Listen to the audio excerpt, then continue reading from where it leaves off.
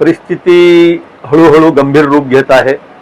काल कुडाळमधली जवळपास 8 ते 10 हॉटेल गॅस टंचाईमुळे बंद झालेली आहेत आणि हीच परिस्थिती जर पुढे चालू राहिली तर अवघा जिल्ह्यातला पर्यटन व्यवसाय हा संपूर्णपणे ठप्प होऊ शकतो, ही भीती आम्हाला वाटत आहे।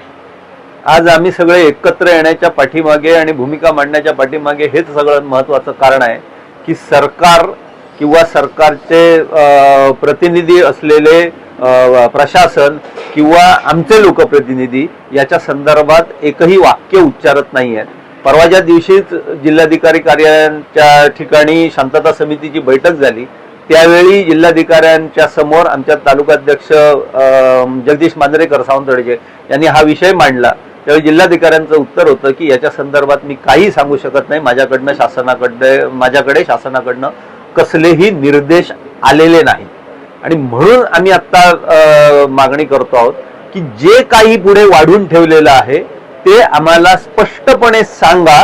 कोरोना काळाच्या लॉकडाऊन सारखं अंधारात ठेवून आम्हाला अडचणीत आणू नका, कारण एक हॉटेल बंद पडलं तर कमीत कमी 50 कुटुंब ही अडचणीत येतील, त्यांचा रोजगार अडचणीत येतील आणि त्यातून सिंधुदुर्गाचं अर्थचक्र अडचणीत येईल, ही बाब स्पष्ट आहे। सिंधुदुर्गात पश्चिम महाराष्ट्रातनं म्हणा किंवा भारताच्या अन्य भागातनं म्हणा जे लोक येतात त्याच्या पाठीमागची 2 महत्वाची कारणं असतात। एक तर इकडचं निसर्ग सौंदर्य, पण त्याही पेक्षा अधिक महत्व असतं ते इथल्या मालवणी जेवणाचा आस्वाद घेणं, इथल्या खास करून माशांचा आस्वाद घेणं, आणि या 2 गोष्टींसाठी मोठ्या प्रमाणावरती लोक येतात।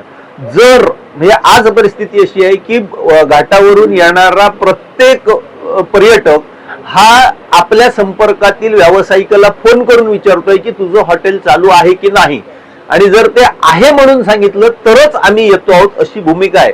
म्हणजे जर ह्या खानावळी हॉटेल ही रेस्टॉरंट जर बंद पडली तर आपोआपच पर्यटक यायचे बंद होतील।